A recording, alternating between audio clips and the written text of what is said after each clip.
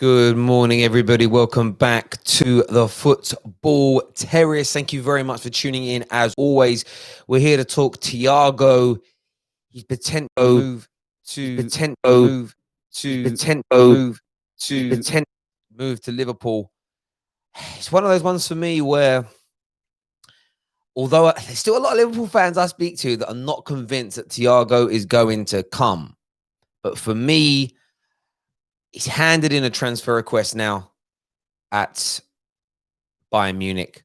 Jurgen Klopp has twice now instructed the board at Liverpool to go and get this deal done, to go and negotiate it, to bring him in. Jurgen Klopp wants him. For me, he sees in Thiago a player that can elevate Liverpool further. And it's really important. Look, I'll banter Liverpool like every other Man United fan will. I'll throw a bit of salt when I need to.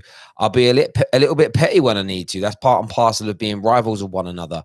But in the cold light of day, Liverpool are, without doubt, they've been the best team in the Premier League this season, one of the best teams in the world for the past 2.5 years, maybe the best team in the world for the past 2.5 years when you look at what they have achieved and what they have won.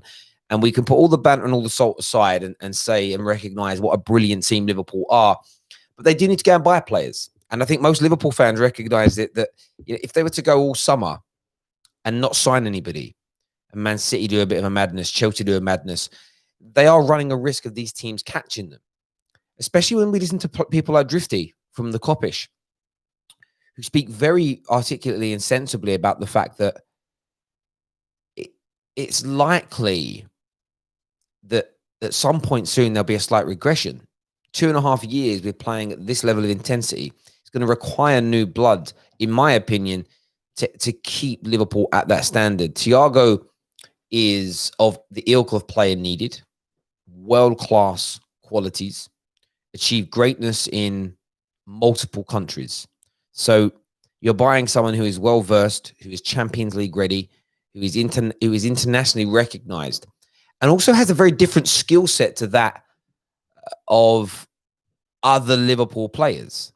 So he's very, in terms of midfield, he's very different to Fabinho, very different from Gini and Henderson, and even different in many ways from Naby Keita. Now, Naby Keita has looked very, very solid, looked very good since the restart. Who knows what's going to happen in relation to his injury problems and stuff like that? Will he be over it? Could argue the same about Thiago if you're going to be really objective about this. But I think it's a deal that will go through, 25 to 30 million pounds. I think Liverpool will get it secured sooner rather than later. Like a lot of deals, I know the window is going to be open until October, and I think a lot of clubs are going to want to get deals done pretty quickly. Because remember, I think it's the 12th of September, the Premier League is returning. Liverpool have one great advantage now over Man City and United, especially going into next season, that they're going to get that 6-week break from tomorrow until the new campaign begins. Arguably, two of their biggest competitors next season may still be playing football towards the back end of August. No rest, no break. And if Liverpool can replenish and refurb the squad, if they can bring in 2 or 3 players of quality similar to that of Thiago, they will be almost impossible to stop next year. My opinion as a Man United fan changes if Liverpool sign nobody. And there are some Liverpool fans, even in the live comments today, saying, we're not going to sign anybody. And if you don't sign somebody, I think that the outcome of this forthcoming season, the 2020-21 campaign, may be very, very different. I think it's imperative that Liverpool sign players. And if they do, no one's catching them.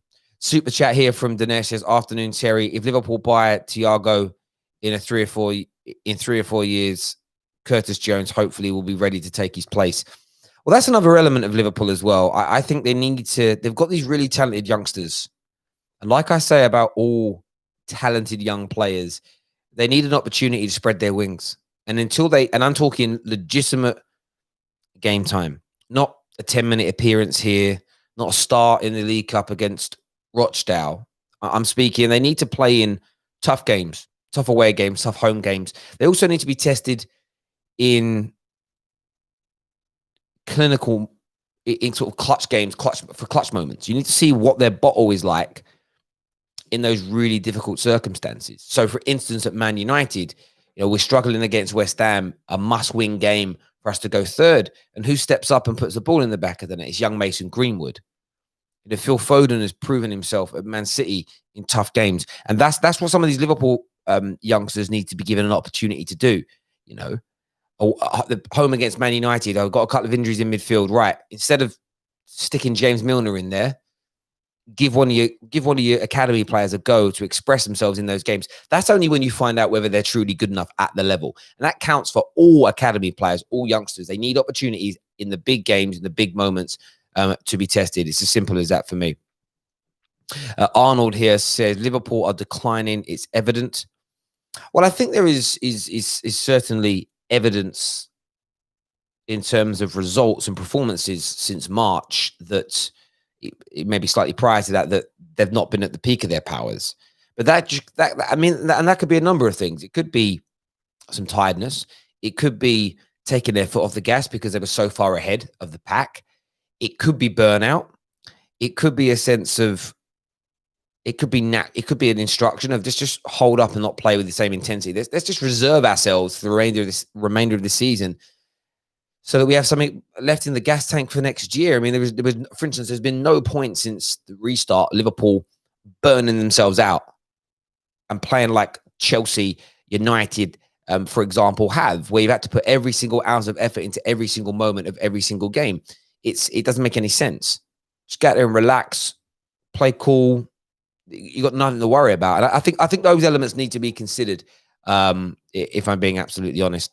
A comment here from Rising Baller, who says, rival fans crying about Liverpool, please go cry about your clubs. I don't quite get what you mean. Listen, bro, you're going to have to take banter. Even if you're the best team in the country, you've got to take banter. Man United are the most successful team in Premier League history. We still get bantered about our treble-winning team. People banter us about that. You've got to take it on the chin and come back with something suspenseful. Andrew here says, Terry, please read this. Do you think Arsenal will get to the top with Arteta? I don't know. I think he's talented. I think he's restructured Arsenal well on the pitch, but it's about him being backed. And when I say backed, buying and selling the players he wants. It's the only way it's going to happen. You can't do it. And not in every instance. There's going to be some times where it doesn't happen. Look at Liverpool with Werner. Klopp wanted Werner. They weren't prepared to pay enough. Weren't prepared to give him what he wanted. And he chose Chelsea. And those things happen. But Arteta needs support. This summer, signings of the level of the Thomas Partey's of this world have to happen at Arsenal. If they don't, sorry to say it, but you're staying between 10th and 7th.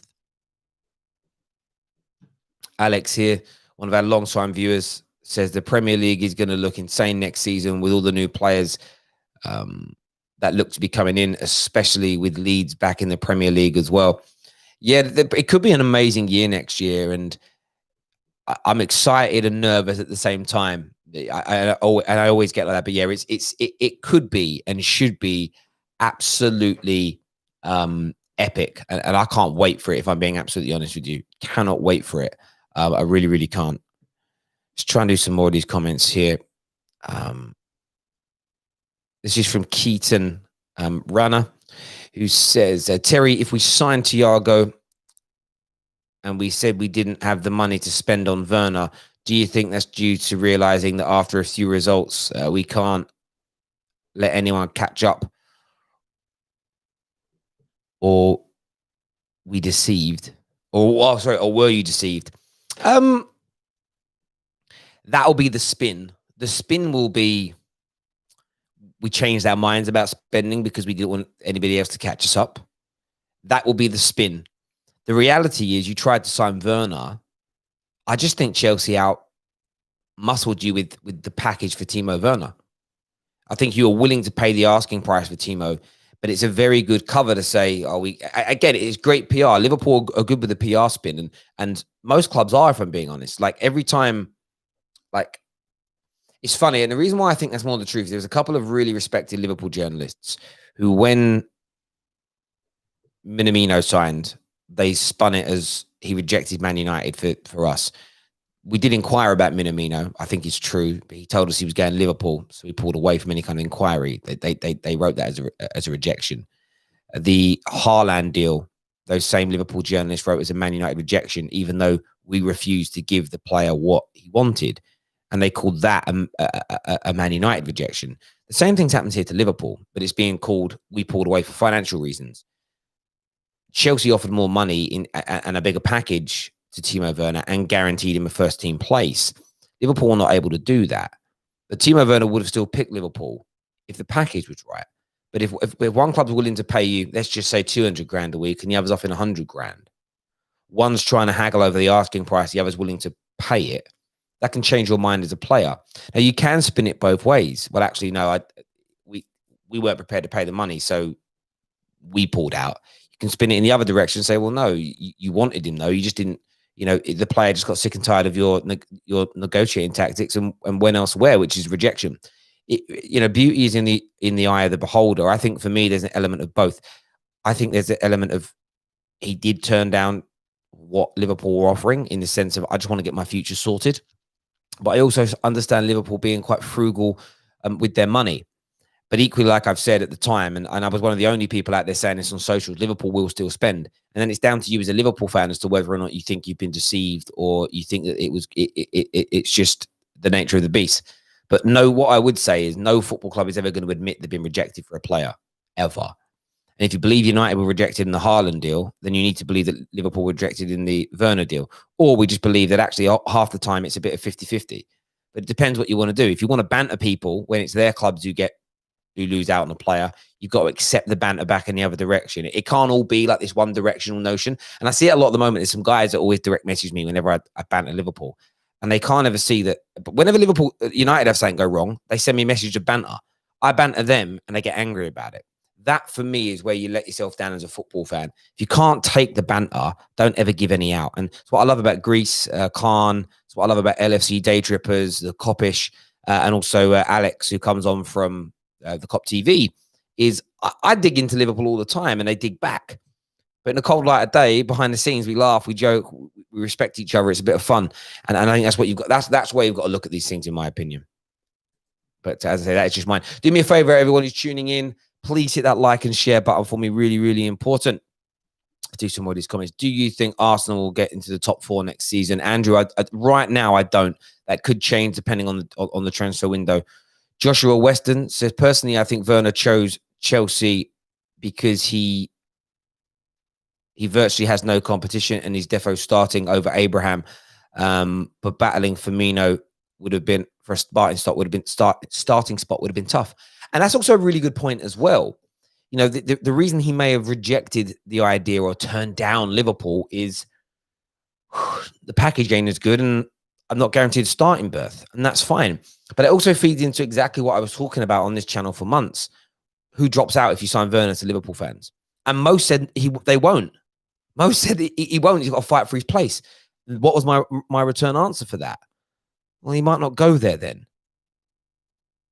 Equally, when you look at the situation with Sancho, once Chelsea had signed Ziyech, I said, the man ain't going to go there and try and have to fight through all those people for a place. He just isn't. He just isn't going to do it. It doesn't make any logical sense for a player to do that. And he ain't going there. And again, half the time I say this, it's never about salt. It's just about being realistic. We all want our clubs to sign all the players, but it's never going to happen. Like if Sancho comes in and our front 4 cement themselves next season, if we're suddenly then linked with another really good attacking wide player, yesterday we were linked with Coman.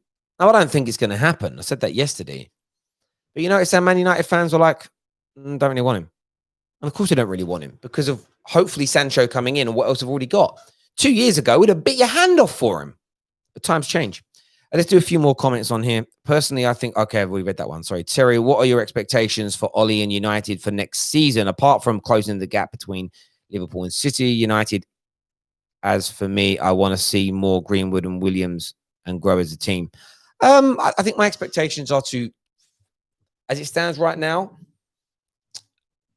finishing the top 4, push ourselves, cement ourselves deeper into the top 4, get into the latter knockout stage of the Champions League, so quarterfinal and beyond, and go deep into the domestic competitions. That's the base. On top of that, contextually, the football needs to be as good as we've seen since January as an overview. Of course, you can have some bad performances in that. I want to see us become more consistent in those areas. I then want to see us improve when it comes to those. We got the stats yesterday from Aaron, the bottle situations. When our rivals lose, can we then go and win? We don't do that well enough at the moment when we go second. So that's another area of improvement. The total points total is difficult because you never know the quite context of the season. But I would like to see us accumulate an extra 5 or 6 wins next season, and take that out of the draw and the loss column. We lost 8 games this season. I would like to see no more losses than 5 next year as a progression mark. And instead of 10 draws, maybe 5 draws. But you take those sort of 3 defeats and those 5 draws I'm talking about and turn them into wins. That's 8 additional wins. It's a hell of a lot of points to add on to where we are. And then that's almost like a base for me. And if I see those things as a collective, I'll be happy. Now, if we have an amazing transfer window, my expectations may raise. If we have a poor transfer window, my expectations may drop. And I think you need to be, it can't just be an either or. It can't be binary. It can't be one or two things. That's it. There needs to be room for expansion or on your opinion, or at least a change of direction. So it can't be a straight linear, this is how it's got to be, or a binary situation. There needs to be an area of fluidity to it, in my very humble opinion. Terry, you're very right. Chelsea had KDB, Salah, Mata, Oscar, and Hazard, Willian, and Schürrle at the same time. 3 of them left because of game time.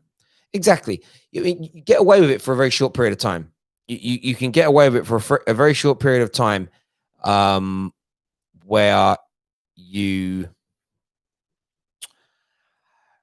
can be stacked in that way. But you get to a point where people need the light. You even see it away from like direct sports teams. If you look at like promoters, if you have a promoter that has 3 or 4 of the best heavyweights on the planet under his belt, there comes a time where he's going to lose all, or at least elements of the management he has. Look at Eddie Hearn with Matchroom. He has loads of top fighters, but he still has people leave, and he still has like sort of disputes. And at some point, I'm telling you, like, if a promoter comes in and says to Dillian Whyte, "Look, I can get you that world title shot," he'll leave. And that isn't because Eddie Hearn isn't an amazing promoter and a good guy. It's you go for the light. Sometimes you have to leave to go and find what you need. And it's important to not stack yourselves up too much, because it actually can become detrimental in that way. Lee Chappie here says no Chilwell, no Ciancio, no Ricardo, no Madison, no Fuchs, no Albrighton. Yeah, Lee Chappie, I'm going to set up a stream later on this evening, mate. I'd love to get you on. I want to get Leicester and Chelsea fans on the stream, couple of United boys, and just have it out about Sunday. I think Sunday's obviously going to be epic. Drop me a line, bro. We'll work out some times. We're going to get yourself on, Prime on, David on, and we're going to go through this. Terry, please answer. Are United in for who? I don't know who that player is, so I've no idea. I'll read that later. Gaming Engine. I love reading some of these comments out, especially the salty ones. Terry, I know it's still very early, but who's your bet for Golden Boot next season? Oh, wow. That's hard. You can't sleep on Salah and Mane. You can't sleep on Harry Kane. Martial will be in for a shout next year, no doubt in my mind. Werner is someone that you sort of sit there and think, let's see what he can do. Aubameyang will be there if he stays, of course, at Arsenal and or the Premier League. So I think it's almost usual suspects. Is there someone new? I mean, who knows about young Greenwood? Who knows about young Greenwood? Could he do something special? There's potential there as well. I'd love to see it. Those would be my choices.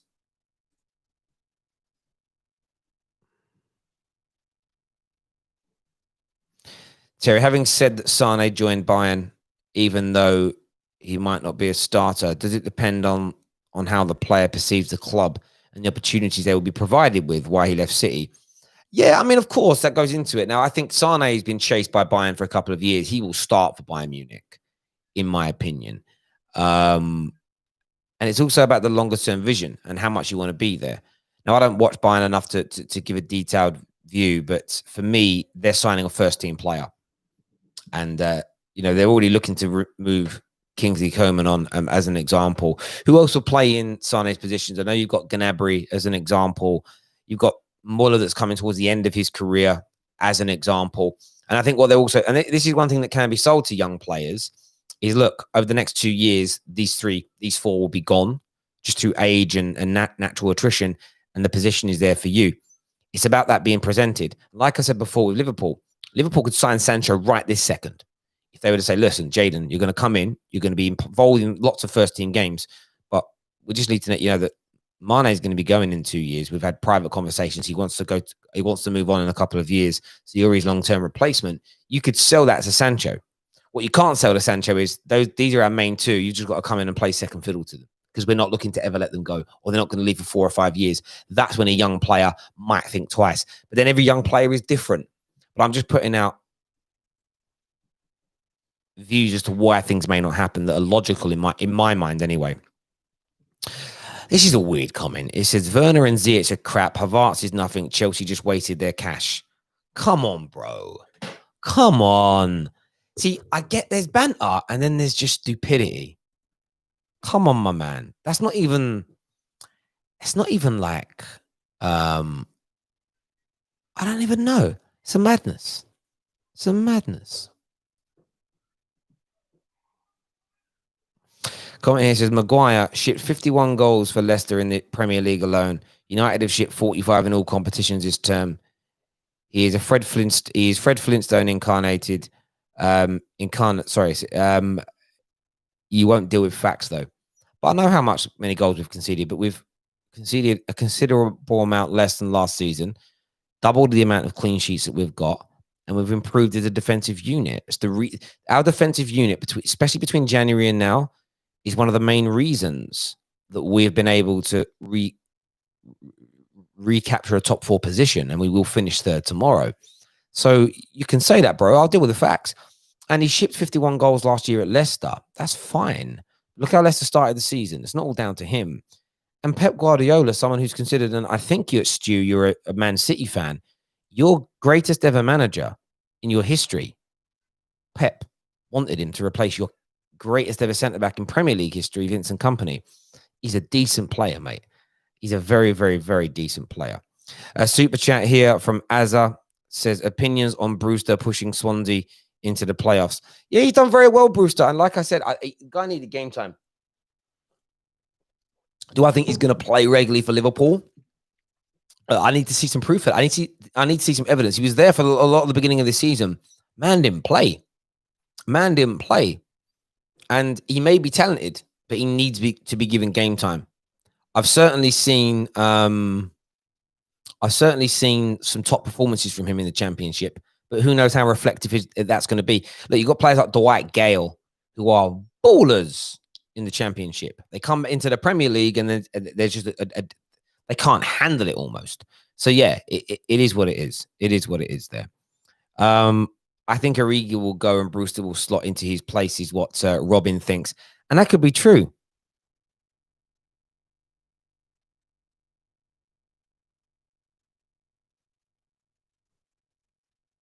I love some of these comments that make me laugh.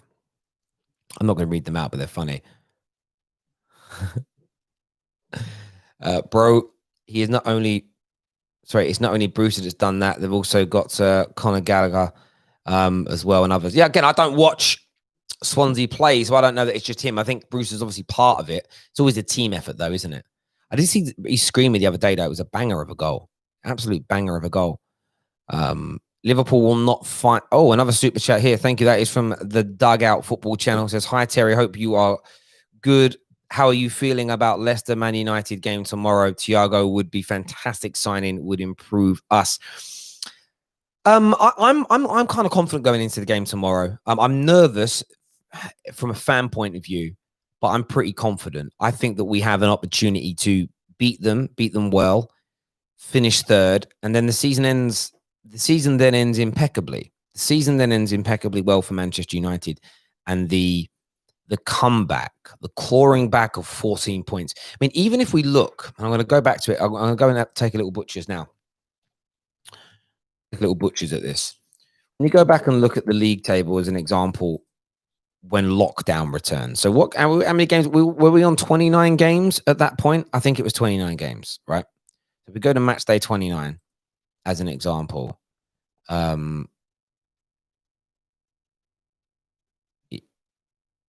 me just check this. Yeah, so on match day 29, we beat Man City as the last game. So this is as lockdown restarted. Man United were on 45 points. Leicester were on 53. I felt we could catch Chelsea. We were only 3 points behind them. I thought we could catch that. Thought we could catch them, but that was scoffed at by a lot of people. A lot of people said, "No way are you making top four." Just go back and look at all the comments on this show in the build-up to the restart. Certainly, nobody thought third was plausible. 8 points behind them.